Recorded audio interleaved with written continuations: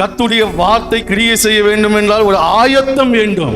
దేవుని యొక్క మాటలు అర్థం చేసుకోవాలంటే ఒక సిద్ధపాటు కావాలి. வானத்தையும் பூமியும் உண்டாக்கின கர்த்தராகிய என் ஆண்டவராகிய இயேசு மணவாளன் வருவதற்கே ஒரு ஆயத்தம் வேண்டும்.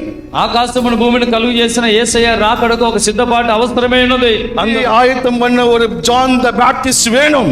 ఆ యొక్క మార్గమును సిద్ధపాటు చేయడానికి బాప్తిస్మిచ్చి యోహాను కావాలి. இந்த உலகத்தில் எதையும் தனியாக சாதித்து விடலாம்.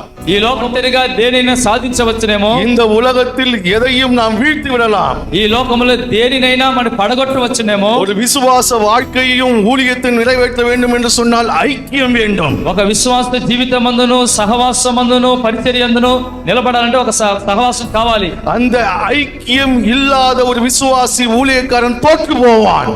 సహవాసము లేని విశ్వాసము ఆ యొక్క పరిచర్య వారు ఓడిపోతారు. உன் நண்பன் யார் என்று சொல்லு, நான் உன்னை சொல்லுகிறேன் யார் என்று சொல்லு ஒரு பழமொழி உண்டு.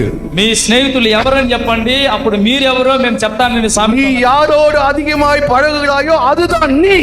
మీరు ఎవరితో ఎక్కువగా సమయం గడుపుతున్నారో వారే మీరై ఉన్నారు. ஆண்டவராகிய இயேசுவோடு பழகும்போது ప్రభు అయిన యేసుక్రీస్తుతో మనము సహవాసం కలుపుతున్నాం. முதலாவது உங்களை கொடுங்கள், మొదటిగా మిమ్మును సమర్పించుకోండి, அதுக்கப்புறம் தேடுங்கள். తరువాతగా మీరు వెతకండి. நீங்கள் முதலாவது கொடுத்து விட்டு మీరు మొదటిగా దేవునికి ఇచ్చి தினந்தோறும் முதலாவது கர்த்தரை தேடுங்கள். మొదటిగా దేవుణ్ణి ప్రతిరోజు మీరు వెతకండి. Otherwise you cannot see the heaven.